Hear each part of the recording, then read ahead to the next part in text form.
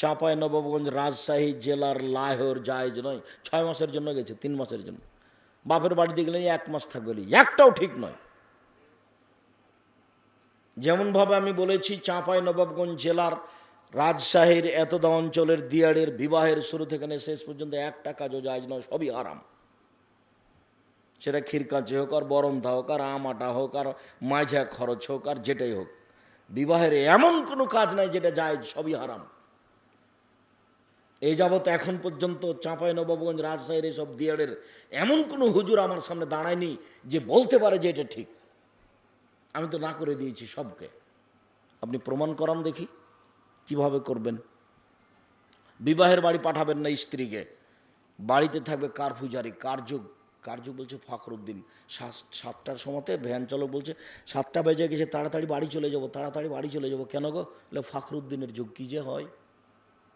ফখরুদ্দিন একটা বাদশাহ আছে, এক সরকার ছিল দেশে। কি সরকার ওটা? হচ্ছে সাময়িক কেয়ারটেকার সরকার। রাজশাহী মেডিকেলে ভিতরে কোনো কলার ছাল নেই, মানুষই নাই, তো কলার ছাল আসবে কি দিয়ে? মানুষই নাই। আইয়ুবের শাসন মানে কারফুজারি আছে, প্রেসিডেন্ট আইয়ুবের দেশ মানে কারফুজারি আছে। 44 ধারা, বাড়ি থেকে বের হলে ধরে নিবে। আপনার বাড়িতে 44 ধারা জারি থাকবে, তার নাম আপনি পুরুষ। কই আমাদের তো কেমন সমস্যা বুঝি না। আমাদের বাড়ি থেকে বের হলে হাত মোজা পা মোজা দিয়েই বের হয়। এখন আপনার যে কেমন কি যে ওইভাবে ঢং ঢং করে বাড়ি বেড়াচ্ছে, এখনো বসে আছে আপনার বউ, এমনি বসে আছে। আর আপনি কাপুরুষ, পরিবারটা নষ্ট করেছেন আপনি, সংসারটা ধ্বংস করেছেন আপনি। সিদ্ধান্ত পরিবর্তন করে আমার দিনী ভাই। আবু হুরায়রা রাদিয়াল্লাহু তাআলা আনহু বলেন, রাসূল সাল্লাল্লাহু আলাইহি ওয়াসাল্লাম বলেছেন, আউয়াল মা ইউহাসাবু বিল আবদি ইয়াউমুল কিয়ামাহ সালাহ। বিচারের মাঠে মানুষের প্রথম বিচার হবে নামাজ, সালাত। ফাইন সালাহাত সালাহু সাইর আমালিহি। মানুষের যদি সালাত টিকে যায়, সব ইবাদত টিকে যাবে। আইন ফাসাদাত ফাসাদালাহু সাইর আমালিহি। যদি সালাত বাতিল হয়, নামাজ না থাকে, সব ইবাদত বাতিল বলে গণ্য হবে। তার মানে নামাজ এমন একটা ইবাদত যার উপরে নির্ভর করে অন্য অন্য ইবাদত। সালাত এমন একটি ইবাদত যার উপরে নির্ভর করে অন্য অন্য ইবাদত। সালাত আছে তো দান খায়রাত আছে, সালাত আছে তো হজ আছে, সালাত নেই তো কিছুই। মহান আল্লাহ বলেন, ফাসল্লি লিরাব্বিক, মুহাম্মদ আপনি আপনার প্রতিপালককে সন্তুষ্ট করার জন্য সালাত আদায় করুন।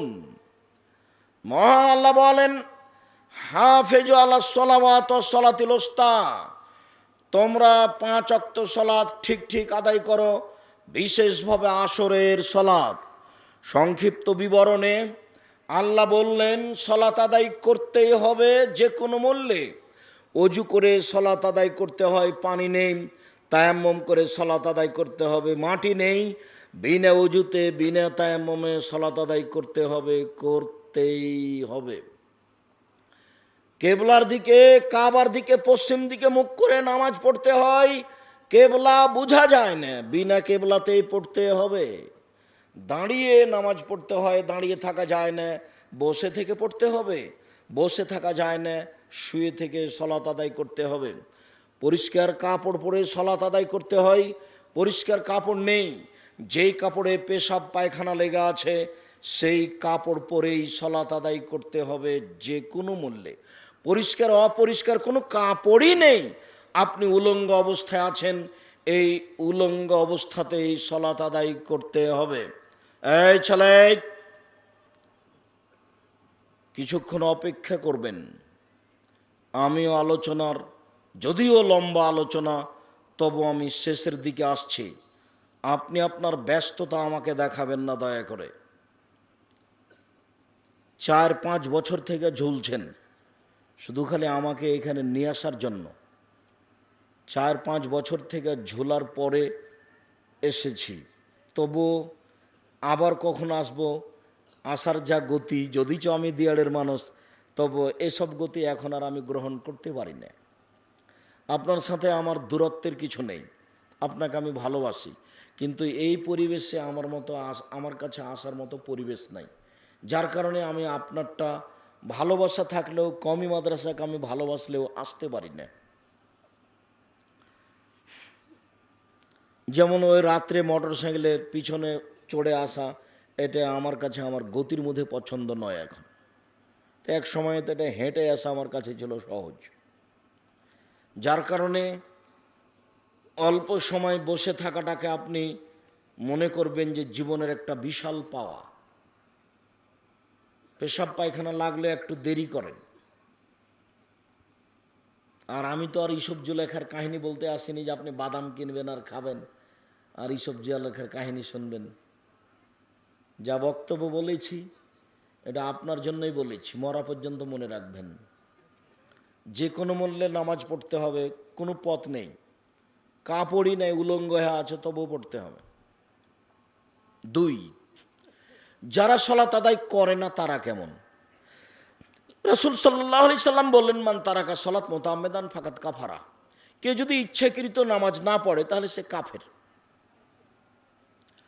রাসূল সাল্লাল্লাহু আলাইহি সাল্লাম বলেন, বাইনাল আবদি ওয়া বাইনাল কুফরি তারকুস সালাহ। মুসলমান এবং কাফের মধ্যে পার্থক্য হচ্ছে নামাজ ছেড়ে দেওয়া, নামাজ পড়ে না, ও কাফের। আসহাবু মুহাম্মাদিন সাল্লাল্লাহু আলাইহি সাল্লাম লা ইয়ারাউনা তারকুহু কুফরুন গায়রা সালাহ।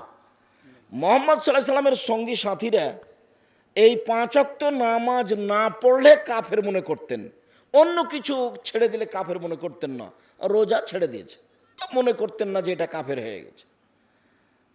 যাকাত দেয়নি তো মনে করতেন যে এ পাপ করেছে, তবে কাফের হয়ে গেছে এটা বলতেন না।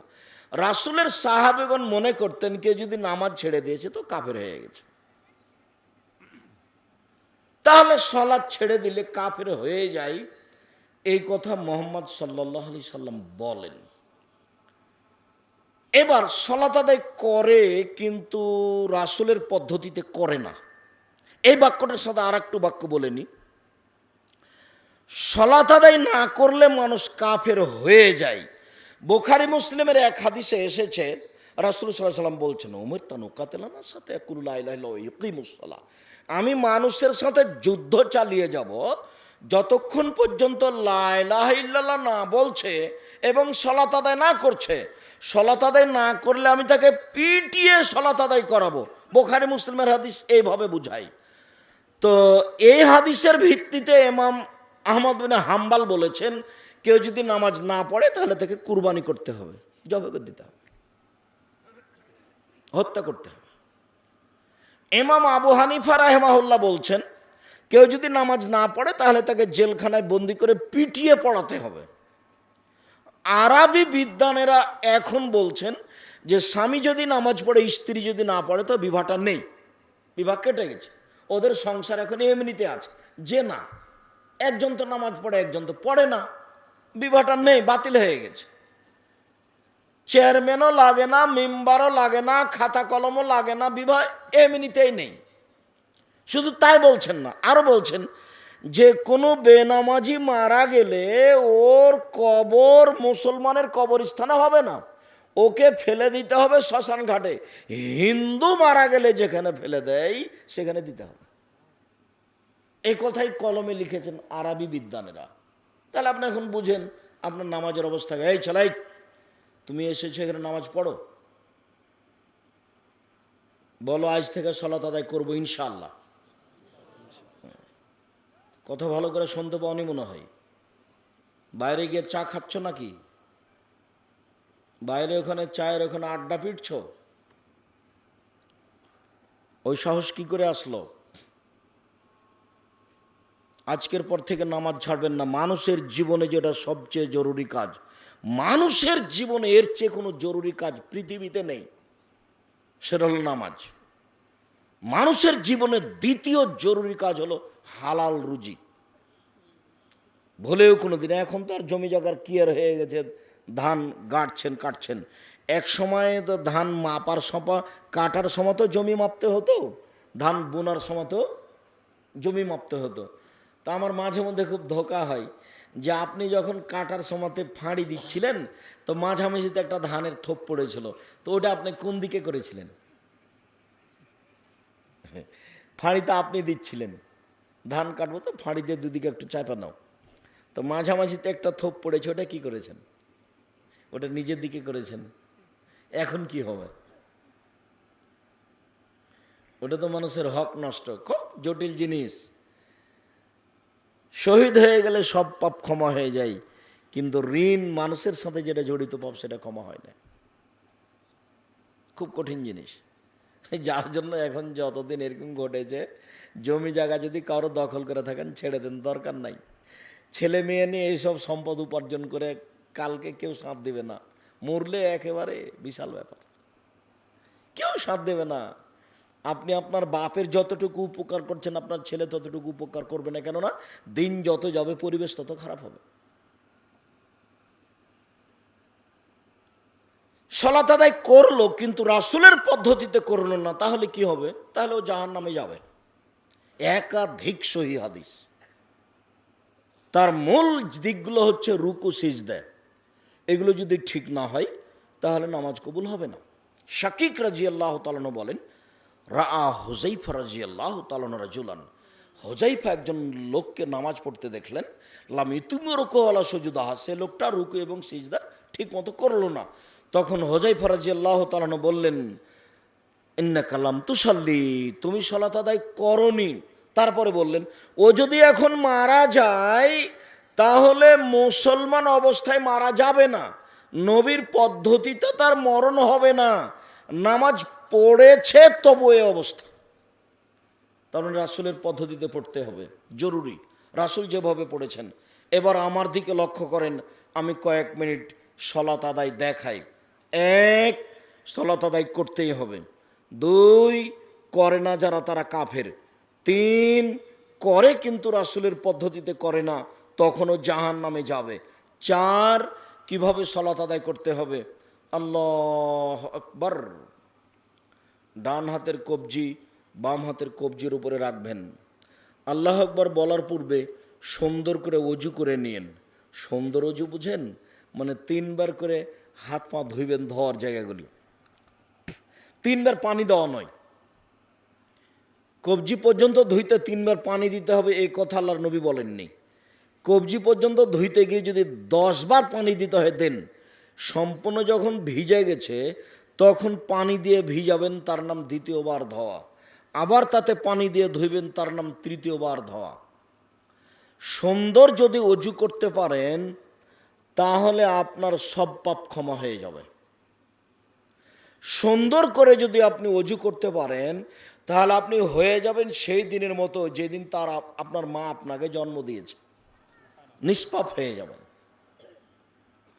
সুন্দর করে যদি মানুষ ওযু করতে পারে তা আল্লাহ রাসূল বলছেন, ওয়াকানা মিন খাতিতি কায়ামিন ওয়ালাদাতহু উম্মুহু, লোকটা হয়ে যাবে সেই দিনের মতো যেদিন তার মা তাকে জন্ম দিয়েছে। আর একটু পূর্ণ হাদিসটা 2-3টা বাক্য বলি। আল্লাহ নবী বলছেন যে স্বপ্নে আমি আল্লাহকে দেখলাম যে আল্লাহ আমার কাঁধের এই ঘাড়ের পিছন দিকে হাত দিলেন। হাত দেওয়ার সাথে সাথে আমি বুকে ঠান্ডা অনুভব করলাম। আল্লাহ আমাকে, এলাকায় গাভী পেশাব করলে সবাই কাপড় জমা করে নেয়, দিয়ে দূর দিয়ে হাঁটে, তার মানে গাভীর পেশাব থেকে বেঁচে থাকার চেষ্টা করে। এইখানে এই এলাকায় বলেছিলাম যে গাভীর পেশাব, এক বালতি গাভীর পেশাবে কাপড় ভিজিয়ে নিয়ে সালাত আদায় করলেও কোনো সমস্যা নেই। এই কথা মাঝহাবিদের এমন লেগে গেল, একবারে কত কি যে বললো, আজও যে বলছে।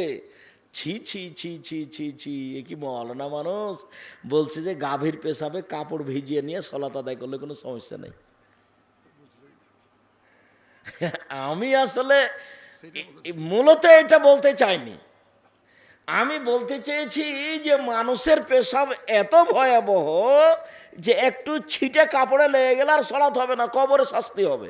এটা ছিল আমার মূল কথা। কিন্তু আমি গাভীর পেশাব থেকে মানুষ বাঁচার চেষ্টা করছে, অথচ গাভীর পেশাব লেগে গেলে সালাত হবে। তো আমি ওটা জোর দিয়ে বলতে গিয়ে বলেছিলাম যে এক বালতি পেশাবে, গাভীর পেশাবে কাপড় ভিজালেও সালাতের কোনো সমস্যা নেই। আসলে ঘটনা আমি এটা বলতে চাইনি, আমি পরিস্থিতিতে বুঝাচ্ছিলাম। বলার সময়তে এই কথা যে তারা এইভাবে ধরে নিবে তা আমি কোনোদিন বুঝতে পারিনি। এখন যখন আমি সিলেট সুনামগঞ্জ কোর্টে উঠলাম, ওই যে 5,000 কোটি টাকা জরিমানা আমার ওপরে। কেন? আমি রবীন্দ্র ঠাকুরের অপমান করেছি, রবীন্দ্রনাথ ঠাকুরকে। কেন? আমি নজরুল ইসলামকে অপমান করেছি। তো আমার উপরে কিসের মামলা হয়েছে? মানহানির মামলা। মানহানি হয়েছে। কিভাবে? আমি বললাম যে ঠাকুর বলেছে, ওমা তোমার আকাশ তোমার বাতাস। তখন ঠাকুর তো কালিমাকে বলছে, আপনি তো আর এটা জানেন না, আমার সোনার বাংলা আপনি তো দিনরাত বলছেন, কিন্তু আপনি তো জানেন না যে ঠাকুর কিভাবে বলেছে। ঠাকুর যতবার বলছে ওমা তোমার আকাশ তোমার বাতাস, ততবার ঠাকুর বলছে ও কালিমা তোমার আকাশ তোমার বাতাস। ওর ইতিহাস আপনি দেখেন, 25 লাইনের কবিতা, সববারই বলছে ঠাকুর ও ও কালিমা তোমার আকাশ তোমার বাতাস। তখন আমি বলেছি তোর বাপের আকাশ। তো এতে ঠাকুরের অপমান হয়েছে, তো আমি মানহানি করেছি ঠাকুরের। এবার কবি নজরুল ইসলাম বলছেন মসজিদের পাশে কবর দিও ভাই, তাহলে এই গুনাহগার কবরের শাস্তি হতে পাইবে রেহাই। তখন আমি বলেছি মসজিদের পাশে কেন, আপনার বাপের কবর কাবা ঘরের নিচে হলে হবে না, কর্ম অনুমতি বিচার হবে। তখন কবি নজরুল ইসলামের বাক্য ভুল হয়েছে। কবি নজরুল ইসলাম তো আর ধর্মকর্ম এভাবে তেমন বুঝেন না, ওনার পরিস্থিতিতে যেটা এসেছে সেটা বলে দিয়েছে। মসজিদের পাশে কবর দিলে আজান শুনতে পাবে, কবরের শাস্তি হবে না, এ কথা তো মিথ্যা। আমি এ কথা যখন বলেছি তখন নজরুলের মানের হানি হয়েছে, তাই মামলা করেছে সুনামগঞ্জ কোর্টে যে উনি মানের হানি করেছেন, 5,000 কোটি টাকা জরিমানা। এখন 5,000 কোটি টাকা দিয়ে আমাকে আসতে হবে। সুনামগঞ্জে ছিল 1,000 কোটি টাকা, আর সিলেটে ছিল 5,000 কোটি টাকা। তো যখন আমি 5,000 কোটি টাকার মামলায় দাঁড়ালাম কাঠগড়াতে দ্বিতীয় দিন, প্রথম দিন আমাকে বললেন আপনি কি আব্দুর রাজ্জাক সাহেব পিস টিভির আলোচক? জি। আচ্ছা ঠিক আছে। পরের দিন যখন উঠলাম তখন আমাকে বললেন আপনি তো পিস টিভির আলোচক? জি। না? জি। আপনার মামলা আমি খারিজ করে দিলাম, কোনো কথাই নাই। আর সুনামগঞ্জ কোর্টে যখন আমি দাঁড়ালাম তখন সুনামগঞ্জ কোর্টের জজ আমাকে বলছেন মামলা ছাড়াই আপনার সাথে আমার কয়েক মিনিট কথা আছে। জজ তখন আমার সামনে কথা বলতে লাগলো, আমাকে উকিল বলে রেখেছেন। শোনেন, চিরদিন কিন্তু আপনি আমার নেতা, আজকে আমি উকিল বলছি আমি হচ্ছে আপনার নেতা, আমি কথা না বলা পর্যন্ত আপনি মুখ খুলবেন না। হাকিম মানে কি, জজ মানে কি, ওদের হুকুম ক্ষমতা অনেক বেশি, যেটা বলে দিবে সেটাই ফাইনাল, আপনি মুখ খুলবেন না, ও যাই বলুক। জজ গালি দেখ মন্দ দেখ কিছু বলুক, আপনি চুপ থাকবেন, খালি শুনবেন কি বলছে। তখন জজ আমাকে বলতে লাগলো যে আপনি বলেছেন এক বালতি গাভীর পেশাবে কাপড় ভিজিয়ে সলাত আদায় করলে কোনো সমস্যা নেই। আপনি বলেছেন মোহাম্মদ সাল্লাল্লাহু আলাইহি সাল্লাম তার স্ত্রীকে নিয়ে গোসল করছিলেন, তাদের পরনে কোনো কাপড় ছিল না। আমি কিন্তু বলেছি যে বিবরণে বোঝা যায় তাদের পরনে, উভয়ের পরনে কাপড় ছিল না। আমার ভাষাটা ছিল এরকম, বিবরণে বোঝা যায়। আব্দুল্লাহ জাহাঙ্গীর রাহিমাহুল্লাহ বলছেন যে স্বামী স্ত্রী ঘেরা জায়গায় উভয়ই উলঙ্গ অবস্থায় গোসল করতে পারে, ওর কথাটা স্পষ্ট আছে, কিন্তু ওইটা কারো চোখে পড়েনি। এইটা নিয়ে এমন লেগে গেল একবারে, একটার পর একটার পর একটার পর একটা 14 মিনিট জজ আমার সাথে কথা বললেন। তো আমার বক্তব্য নিয়ে কথা বললেন, তো বুঝলাম যে আমার বক্তব্য মুখস্থ আছে তার।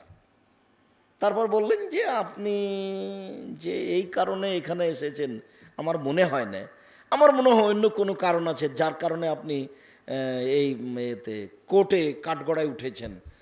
তো আপনার আমি জামিন মঞ্জুর করলাম। এই উকিল, কেউ তার সাথে কথা বলবেন না, তাকে কেউ বিরক্ত করতে পারবেন না। ওনার ভিতরে মান সম্মান আছে আমার ব্যাপারে, এইটা বুঝলাম, কিন্তু তার কিছু কষ্ট আছে এসব কথাই। আসলে কথা সত্য, কিন্তু ও নিজেও মাঝাবি মানুষ। কথা সত্য হলে কি হবে, কিন্তু ও তো মাঝাবি, ও তো বুঝলো যে এগুলো সত্য নয়। ছি ছি ছি ছি, এটা কথা হলো নাকি? মোহাম্মদ সাল্লাল্লাহু আলাইহি সাল্লাম তার স্ত্রীকে নিয়ে উলঙ্গ অবস্থায় গোসল করছে, তার মানে এই কথা খুব খারাপ লেগেছে তার কাছে। অথচ সহিহ ইবনে হিব্বানের সহিহ হাদিস, ঘেরা গোসলখানা থাকলে সেটা পারিবারিক ব্যাপার, তাতে অজুরও কোনো সমস্যা হয় না। আপনি অজু করার পরে খালি হয়ে আপনি গোসল করলেন, গোসলখানায় গোসল ঘেরা আছে, তখন কোনো সমস্যা নেই, অজুও নষ্ট হবে না। তো যাই হোক, ঘটনাটা আমার মনে পড়লো যে আমি বক্তব্যটা এখানে দিয়েছিলাম। এই কথাই এখনো কত কঠিন হয়ে ঘুরে বেড়াচ্ছে, অথচ আমি এটা বলতে চাইনি যে এক বালতি গরুর পেশাবে কাপড় ভিজিয়ে সলাৎ চলবে। মূলত এটা কথা ছিল না, মূলত কথা ছিল চাঁপাইনবাবগঞ্জের মহিলারা, আমাদের দেশের মহিলারা বাড়ির পিছন দিকে গিয়ে সমতল জমিতে পেশাব করতে বসে। পেশাব যে ছিটে এসে কাপড়ে লাগছে, গায়ে লাগছে, এটার কি হবে? এটা খুব ভয়াবহ। এটা ছিল মূল কথা।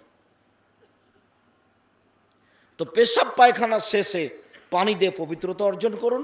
সবার বাড়িতে পায়খানা থাকতে হবে, ইট দিয়ে হোক আর চট ছালা দিয়ে হোক, যেটাই হোক না কেন। সেদিন যেটা বলে গেছি আজকে বলছি, আপনার বাড়িতে আপনি 24 ঘন্টার মধ্যে বাড়িতে টয়লেট পায়খানা বানাবেন।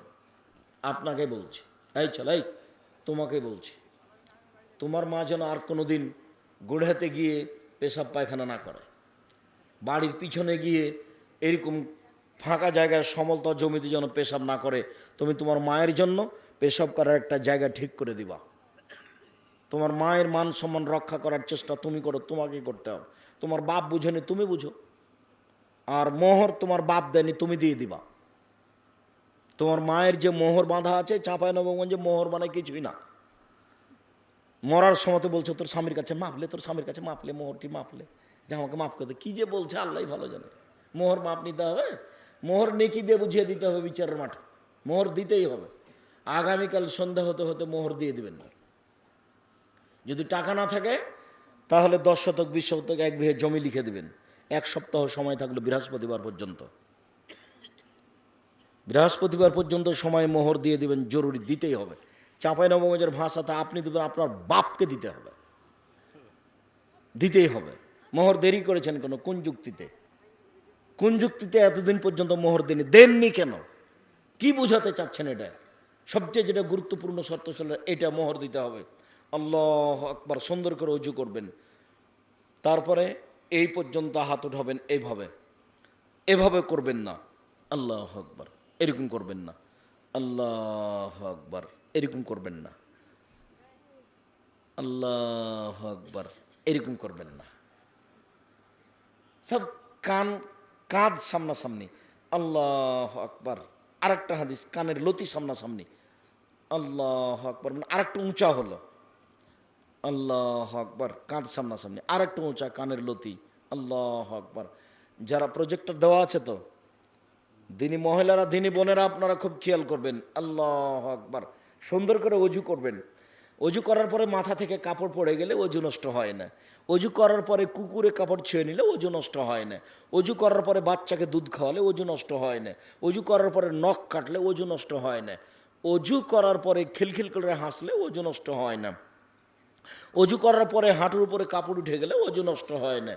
অজু করার পরে পেশাব করলে অজু নষ্ট হয়ে যায়, পায়খানা করলে অজু নষ্ট হয়ে যায়, বায়ু আসলে অজু নষ্ট হয়, ঘুমিয়ে গেলে অজু নষ্ট হয়ে যায়। তাছাড়া অজু ভঙ্গের কোনো কারণ নেই। সুন্দর করে অজু করে এভাবে আল্লাহু আকবার। আর মহিলার বৈঠকের কথা মিথ্যা। মহিলা বৈঠকে বলেছে, বুবু যখন নামাজে দাঁড়াবা বুবু, তখন 2 পায়ের গোড়ালিকে জমা করে রাখিও বুবু। যে 2 পায়ের গোড়ালি ফাঁকা রাখো বুবু, তাহলে লজ্জা স্থানের যোগাযোগ বুবু মাটির সাথে হবে, মাটি অভিশাপ করবে। বুবুর সব কথাই নাকি বোখারিতে আছে। 2 পায়ের মধ্যে ফাঁকা রাখবেন, শরীরের ভারসাম্য বজায় রেখে যতটুকু ফাঁকা রাখা লাগে। শরীরে ঠিকভাবে দাঁড়ান, ঠিকভাবে দাঁড়াতে 2 পায়ের মাঝে যতটুকু ফাঁকা ততটুকু। আল্লাহু আকবার বলে ডান হাতের কবজি বাম হাতের কবজির উপরে রাখবেন, তারপরে বুকের উপর রাখবেন। বুকের উপরে রেখে যেটা সানা আছে সেটা খুব গুরুত্বপূর্ণ আছে, পড়েন আল্লাহুম্মা বা'id বাইনি ওয়া বাইনা খাতায়ায়া কামা বা'adta বাইনাল মাশরিক ওয়াল মাগরিব। আল্লাহ তুমি আমাকে আর আমার পাপকে অত দূরত্বে রাখো, পূর্ব এবং পশ্চিমকে তুমি যত দূরত্বে রেখেছো, পাপ যেন আমার কাছে না আসতে পারে। আল্লাহুম্মা আগসিল খাতায়ায়া বিল আল্লাহুম্মা নাক্কিনি মিনাল খাতায়া কামা ইয়ানাক্কা সাবুল আবিজ মিনাদ দানাস। আল্লাহ তুমি আমার পাপকে ধুয়ে ফেলে দাও, যেমনভাবে সাদা কাপড়কে ময়লা থেকে ধুয়ে পরিষ্কার করা হয়। আল্লাহুম্মা আগসিল খাতায়ায়া বিল মাই ওয়া সালজি ওয়াল বারাদ। আল্লাহ তুমি আমার পাপকে ধুয়ে দাও বরফ দিয়ে, ঠান্ডা তুষার দিয়ে, একেবারে পরিষ্কার করে ঝকঝক করে ধুয়ে দাও। তারপরে আউযুবিল্লাহি মিনাশ শাইতানির রাজিম, মারদুদ বিতাড়িত শয়তান থেকে পরিত্রাণ চাচ্ছি। বিসমিল্লাহির রহমানির রহিম, পরম দাতা দয়ালু আরম্ভ করছি। আলহামদুলিল্লাহি রাব্বিল আলামিন, বিশ্বজগতের প্রতিপালকের প্রশংসা। আর রহমান রাহিম, তিনি হচ্ছেন পরম দাতা দয়ালু। মালিক ইয়াউমিদ্দিন, তিনি হচ্ছেন বিচার দিনের মালিক। ইয়াকা না'বুদু, একমাত্র তোমার ইবাদত করি। ওয়া ইয়াকা নাস্তাঈন, একমাত্র তোমার নিকটে সাহায্য চাই। ইহদিনাস সিরাতাল মুস্তাকিম, তুমি আমাকে সোজা পথ দেখাও। সিরাতাল লাযিনা আনআমতা আলাইহিম, ওদের পথ দেখাবা যাদের ভালোবেসেছো, ওদের পথ দেখাবা যাদের ভালোবেসেছো। গায়রিল মাগযুবি আলাইহিম ওয়ালাদ-দাল্লিন, ওদের পথ দেখায়ও না যাদের খারাপ বেসেছো, যারা ভ্রান্ত, তাদের পথ দেখায়ও না। আমিন। দীর্ঘ সময় ধরে তোমার দরবারে যে প্রার্থনা করলাম, এটা তুমি কবুল করো। দুয়ার জগতে সবচেয়ে ব্যতিক্রম ভিন্ন ধরনের দোয়া হলো সূরা ফাতিহা। সূরা ফাতিহার চেয়ে দুয়ার জগতে দামি কোনো দোয়া নেই। অবাক ভিন্ন ধরনের দোয়া, যার জন্য সবাকে বলতে হবে। আর আরও জরুরি বলতে হবে এই জন্য যে এখন মানুষ বিভিন্ন দলে ডাকে। ও বলে আমার দলে আসো, ও বলে আমার দলে আসো, ও বলে আমার দলে আসো, যার কারণে এই কথাটা এখানে বলা হয়েছে। দেখেন, আর আল্লাহর প্রশংসা করে বললে আল্লাহ খুব খুশি হন। যার জন্য আপনাকে আমি দোয়া করার পূর্বে ইসমে আজম পড়তে বলেছি। ইসমে আজম মনে আছে? দিন রাত আপনি বক্তব্য শুনছেন, আপনার ইসমে আজম মনে আছে কি না? একজন সাহাবী এই দোয়াটা পড়ে দোয়া করলেন, কি? আল্লাহুম্মা ইন্নী আসআলুকা বিআন্নাকা আনতাল্লাহ লা ইলাহা ইল্লা আনতাল আহাদুস সামাদুল্লাযী লাম ইয়ালিদ ওয়া লাম ইউলাদ ওয়া লাম ইয়াকুল লাহু কুফুয়ান আহাদ। এটা হলো ইসমে আজম। তখন আল্লাহ রাসূল বলছেন, লোকটি ইসমে আজম দিয়ে দোয়া করেছে। ইসমে আজম দিয়ে চাইলে দিয়ে দেওয়া হয়, ইসমে আজম দিয়ে প্রার্থনা করলে মেনে নেওয়া হয়। ইসমে আজম দিয়ে চাইলে দিয়ে দেওয়া হয়, ইসমে আজম দিয়ে প্রার্থনা করলে মেনে নেওয়া হয়। ইসমে আজম, আল্লাহুম্মা ইন্নী আসআলুকা বিআন্নাকা আনতাল্লাহ লা ইলাহা ইল্লা আনতাল আহাদুস সামাদুল্লাযী লাম ইয়ালিদ ওয়া লাম ইউলাদ ওয়া লাম ইয়াকুল লাহু কুফুয়ান আহাদ। এটা ইসমে আজম, দুয়ার বইয়ে দেওয়া আছে। আইনে রাসূল সাল্লাল্লাহু আলাইহি ওয়াসাল্লাম দোয়া অধ্যায় বইটা বাড়িতে নেই, জরুরি নাই কেন? তার মানে আমি এত কষ্ট করে দোয়ার বই লিখলাম, সেই বই দেখে আরও 5 জন দোয়ার বই সাজিয়েছে, বলছে যে দেখেন হাত তুলে দোয়া করতে হবে। আমার বইটা দেখে ও বই লিখে বলছে যে হাত তুলে দোয়া করার দলিল আছে। আমি তো হাত তুলে দোয়া করার দলিল তো ওভাবে বলিনি। 42টা সহিহ হাদিস দেওয়া আছে হাত তুলে দোয়া করার দোয়ার বই। আইনে রাসূল সাল্লাল্লাহু আলাইহি ওয়াসাল্লাম দোয়ার বইটা নাই কেন? আব্দুল্লাহর একটা বই বের হয়েছে, একটা বান্ডিল সাথে নিয়ে আসা হয়েছে, একটা ওই গাড়িতেই থেকে গেছে। মানে রুজি আপনার কম হয় কেন, রুজি বেশি হয় কেন, রুজিতে বরকত হয় না কেন? বইয়ের নাম হলো রিজিক। রিজিক, এত রিজিকের সমস্যা হচ্ছে কেন, সংসারের সংকট কেন, বিস্তারিত বিবরণ দেওয়া আছে, বইয়ের নাম রুজি। আর আমার জীবনে যেটা সবচেয়ে বড় পরিশ্রমের কাজ, সেটা হলো মাসিক আল ইতেশাম পত্রিকা। এই প্রতিষ্ঠানও নিয়ে আসতে হবে, সবাকে 1 কপি করে পত্রিকা নিতে হবে, আজও নিতে হবে, প্রতি মাসে নিতে হবে। 50টা করে প্রশ্ন উত্তর আছে। আমার জীবনের সবচেয়ে শ্রম দেওয়া কাজ হচ্ছে মাসিক আল ইতেশাম পত্রিকা। যাতে 10 জন মুফতি আছেন, যাতে 10 জন গবেষক আছে, যাতে 14 জন কর্মচারী লোকজন আছে। ব্যয়বহুল খরচের একটা পত্রিকা মাসিক আল ইতেশাম পত্রিকা, সবচেয়ে উন্নত মানের করার চেষ্টা করেছি। ইবাদতের জগতে সবচেয়ে দামি ইবাদত হলো সূরা ফাতিহা। আল্লাহর প্রশংসা করে দোয়া করলে আল্লাহ খুব কবুল করেন। দেখেন প্রশংসা, সমস্ত প্রশংসা তোমার, বিচার দিনের মালিক, পরমদাতা দয়ালু তুমি, বিচার দিনের মালিক তুমি, একমাত্র তোমারই ইবাদত করি, একমাত্র তোমার কাছে সাহায্য চাই। তুমি আমার একটা কথা শোনো, তুমি আমার একটা কথা শোনো, ইহদিনাস সিরাতাল মুস্তাকিম, তুমি আমাকে সোজা পথ দেখাও।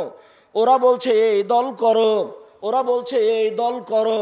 আবুল আলা মওদুদি রাহিমাহুল্লাহ বলেন, তোমরা রাজপথে আসো, আমি কোন পথে যাই, আমাকে সোজা পথ দেখাও।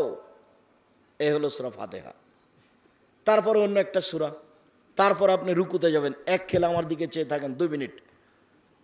রুকুতে যাওয়ার সময় হাতটা এই পর্যন্ত উঠাবেন, তারপর রুকুতে গিয়ে আঙ্গুল খুলে খুলে হাঁটুকে একবারে চেপে ধরে থাকবেন, পিঠের হাড়টা লম্বা হয়ে থাকবে, উঁচুও হবে না নিচুও হবে না, কোমর থেকে সামনের ওজন হাতের উপরে থাকবে।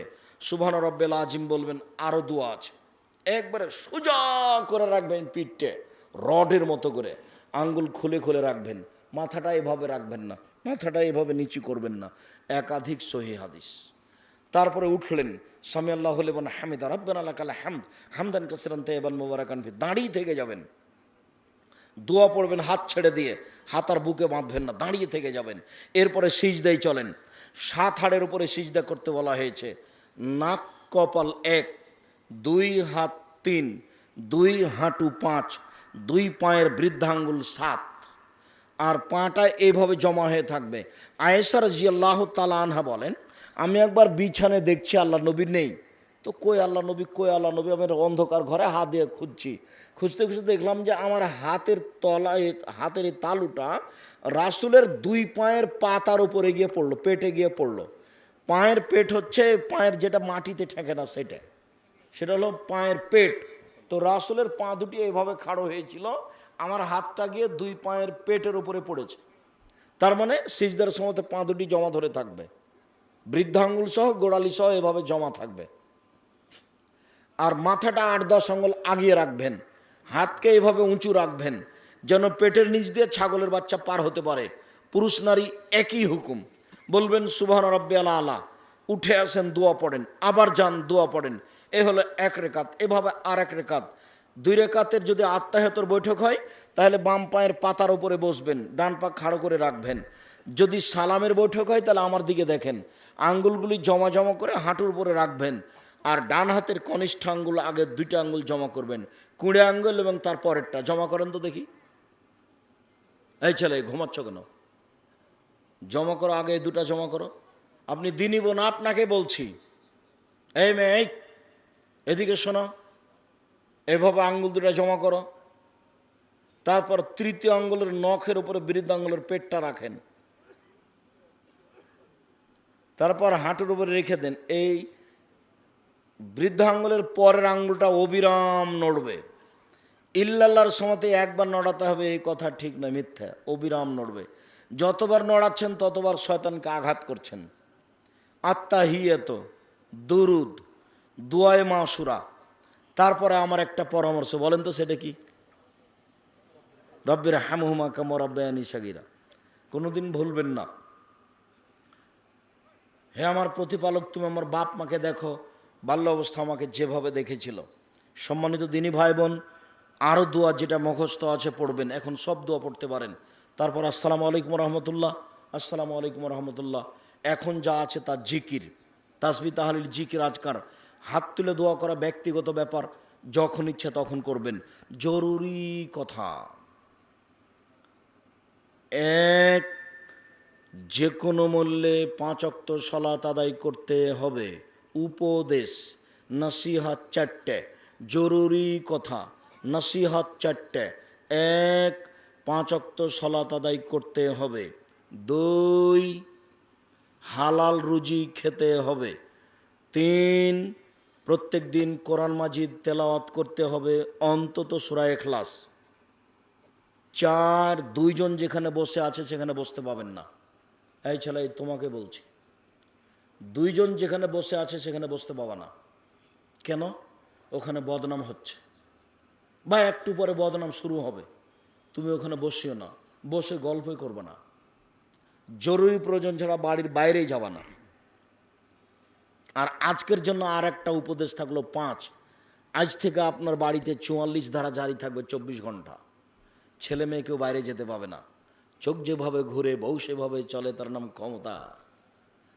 চোখ যেভাবে ঘুরে বউ সেভাবে চলে, তার নাম ক্ষমতা।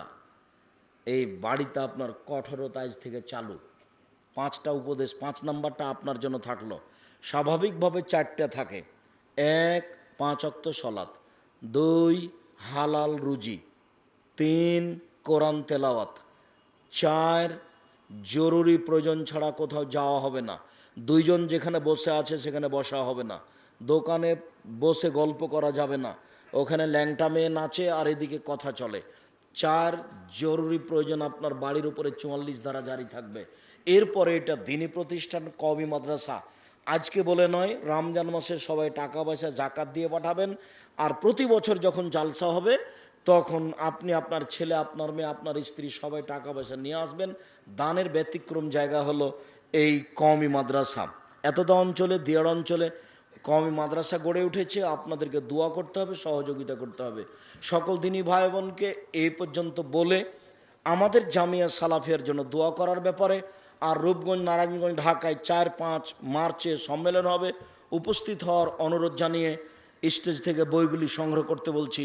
বিশেষভাবে মাসিক আল ইতেসাম পত্রিকা, মাসিক আল ইতেসাম পত্রিকার দাম 20 টাকা, কেউ ছেড়ে যাবেন না। আর রিজিকের গায়ে কত টাকা লেখা আছে আমি জানি না, ওর দাম কত। হ্যাঁ, ওটা আবদুল্লাহর লেখা, 77 টাকা। ও আবদুল্লাহর লেখা, ওই বইটার দাম 77 টাকা। এবারে ভিন্ন ধরনের বই। আর দোয়ার বইটা সংগ্রহ করবেন।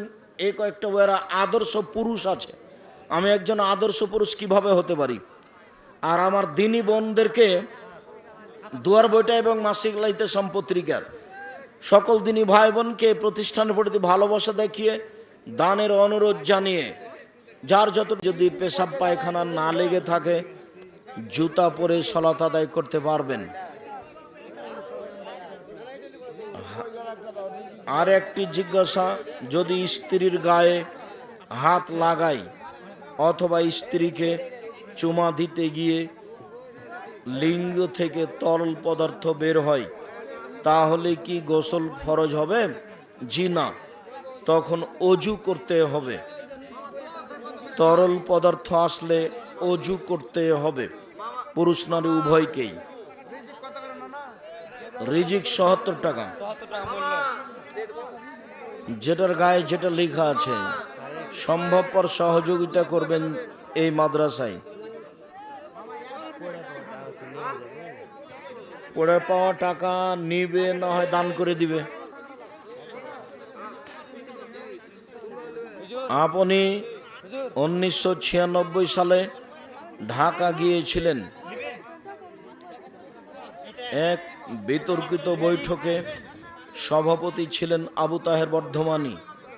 আবু তাহের বর্ধমানী কেন বলেছিলেন গোল আলু খেতে হবে, এর দলিল কোথায়?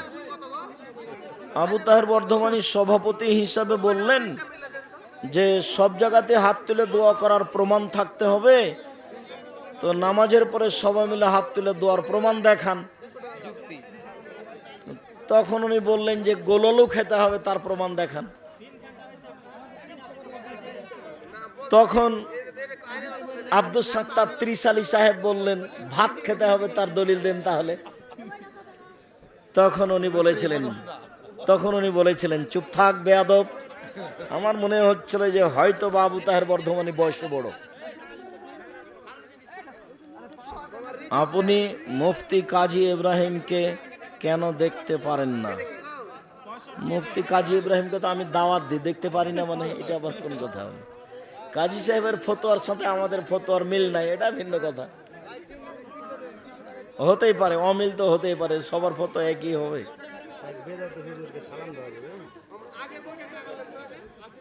হযরত মুহাম্মদ সাল্লাল্লাহু আলাইহি ওয়াসাল্লাম থেকে কিয়ামত পর্যন্ত এই পৃথিবীতে মুসলিম থাকবে কত বছর? তাগুত মানে কি বুঝিয়ে বলবেন? তাগুত মানে শয়তান, তাগুত মানে মূর্তি, তাগুত মানে কোরআন হাদিস বিরোধী শাসক। আপনারা যে আহলে হাদিস দাবি করেন তো ভাস্কর্য সম্পর্কে আপনাদের আন্দোলন কই?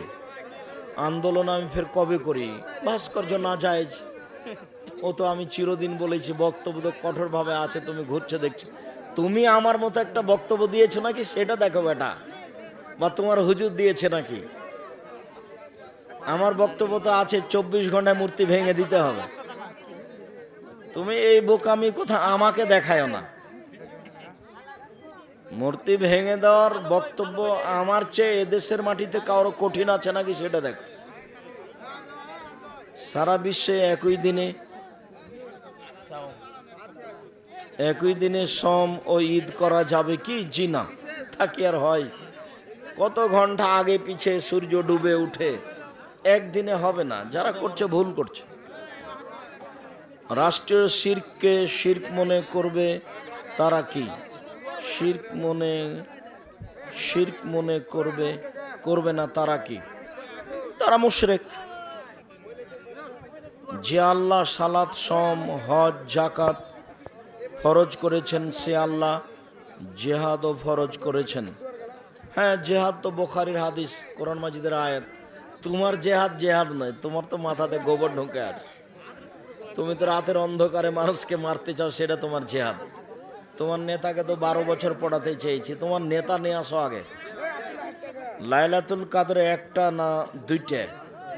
আর লাইলাতুল কাদর একটাই হলে সারা বিশ্বে সম ও ঈদ হবে একই দিনে। তুমি কি আল্লাহর ক্ষমতাকে নিজের মতো মনে করলে? তুমি মনে বুঝলে যে আমি যে বুঝলাম যে আজকে রাত আর আজকে দিন, তার নাম রাত দিন? মাথাতে কিচ্ছু নাই। আল্লাহর ক্ষমতাকে নিজের মতো বুঝলে হবে? এই ছেলে, আল্লাহ যে সপ্তম আকাশ থেকে নিচে নেমে আসেন, তো আল্লাহ তো সবচেয়ে বড়, তো নেমে আসেন কিভাবে বলো দেখি? তুমি যে বললে যে আমাদের যেদিন লাইলাতুল কাদর সেদিন সারা পৃথিবীতে লাইলাতুল কাদর, তাই তুমি একদিনে সিয়াম পালন করা দেখাচ্ছ। তোমার হুজুরেরও বুদ্ধি কম, তোমারও কম। রুকু পেলে রাকাত হবে কি? জি, রুকুই রাকাত। আসসালামু আলাইকুম। আমরা জানি জানাজার সালাত 4 তাকবীরে হয়, কিন্তু ইমাম ভুলে 4 নম্বর তাকবীর না দিয়ে সালাম দিয়ে দেওয়া হলে উক্ত সালাত হবে কি? জি, হবে। কোনো সংশোধনের প্রয়োজন নাই। দেখো আর একটা আছে নাকি? 25 টাকা হলে 20 টাকায় দিয়ে দাও। ওটা যখন গ্রাহকের কাছে দেয় তখন দেয়। কিছু মসজিদে জোহর, আসর ও ফজরের সালাত আওয়াল ওয়াক্তে আদায় করা হয় না। তাহলে কি আমি আজানের আগে বাড়িতে একাকি পড়ে নিব? পড়েন, সময় হলে পড়তে হবে। বিশেষভাবে আসরের সালাত আর ফজরের সালাত অনেকেই খুব দেরি করে পড়ছে, তখন আপনি আসর আর ফজর বাড়িতে পড়ে নেবেন। কোনো ইমাম যদি বলেন যে ব্যাংক থেকে সুদের উপর টাকা তোলা যাবে, তাহলে কি উক্ত ইমামের পিছনে সালাত হবে? আপনাদের হবে, ওর হবে না। ওই ইমামের ওর নামাজ হবে না, আপনাদের হবে।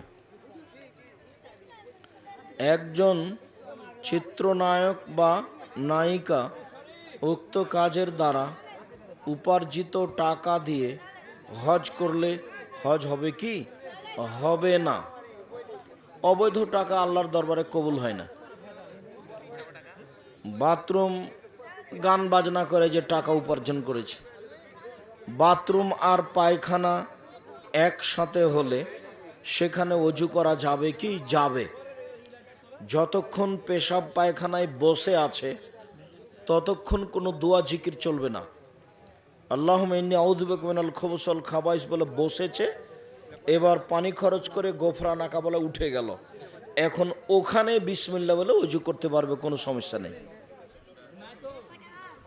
ইমাম সালাম ফেরার সাথে সাথে মুক্তাদি সালাম ফিরবে না, ইমাম সালাম শেষ করবে পরে। ইমাম শেষ করবে তারপরে। ডান দিক যখন শেষ করবে তখন মুক্তাদি শুরু করবে।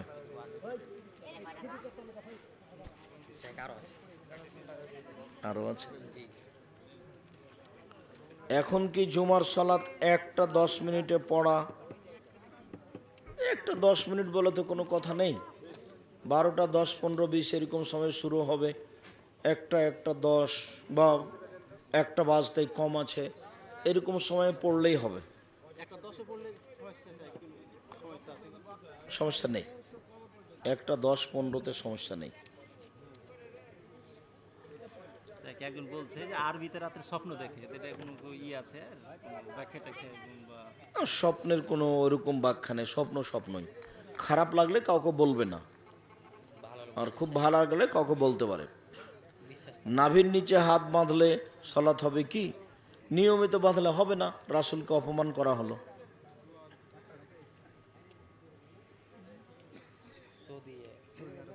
সৌদি আরবের সাথে সিয়াম এবং ঈদ চলবে না। কোন রুমে যদি ছবি থাকে তাহলে সেই স্থানে সালাত হবে না। ফজরের সালাতের সুন্নতের পরে দাখিলা সালাত আদায় করা যাবে? জি না। যে সালাতের পূর্বে সুন্নাত আছে সেই সালাতের পূর্বে দাখিলা সালাত আদায় করতে হবে না। আমার বৈধ রুজি সম্পর্কে, বৈধ রুজি বলতে যেমন তামাকের ব্যবসায় লিপ্ত মানুষ, তামাক নেশাজাত দ্রব্য, তামাকের ব্যবসা অবৈধ, লোকের জমি দখল করে আছে সেটা উপার্জন অবৈধ, ব্ল্যাক করে খাচ্ছে সেটা উপার্জন অবৈধ, ফাঁকি দিয়ে উপার্জন করছে সেটা উপার্জন অবৈধ, সুদ খায় সেটা উপার্জন অবৈধ, ঘুষ দেয় সেটা উপার্জন অবৈধ, সুদ দিয়ে ঘুষ দিয়ে চাকরি নেয় সেটা উপার্জন অবৈধ। শুক্রিয়া, জাযাকুমুল্লাহ খায়ের। মাসিক আল ইতিসাম পত্রিকা সবাই রাখবেন, 20 টাকা বড় কথা নয়, এখন রেখে সব সময় যোগাযোগ রাখবেন পত্রিকার সাথে। 12 মাস নেওয়ার চেষ্টা করবেন, প্রতি মাসে 50 টাকার প্রশ্ন উত্তর দেওয়া হয়। দাদু সম্পর্কে আমাদের দেশে যেটা সেটাই ঠিক আছে, দাদু মানে দাদুই, ওটা আরবি আল জাদ্দ, তার সাথে ওইভাবে মজাক করা যাবে না। তবে দাদুকে ভাই বলতে পারে, কেননা দাদু ভাইয়ের স্থানে ব্যবহার হয়েছে। সম্মানে দাদা হলো বাপের স্থানে, দাদু ভাই, দাদু আর ভাইয়ে তেমন পার্থক্য নেই। আমাদের দেশে দাদাকে ভাই বলা যাবে না, পোতাকে ভাই বলে ডাকা যাবে না, এসব হিসাব বাতিল, বলা যাবে। তবে পুতিনকে যেভাবে মজাক করে এভাবে মজাক করা হবে না। পুতিন হচ্ছে মেয়ের স্থানে, দাদা হচ্ছে বাপের স্থানে, সম্মান দিতে হবে, মূল্যায়ন করে কথা বলতে হবে। শুক্রিয়া। আল্লাহ তুমি আমাদের এই প্রতিষ্ঠানকে কবুল করো।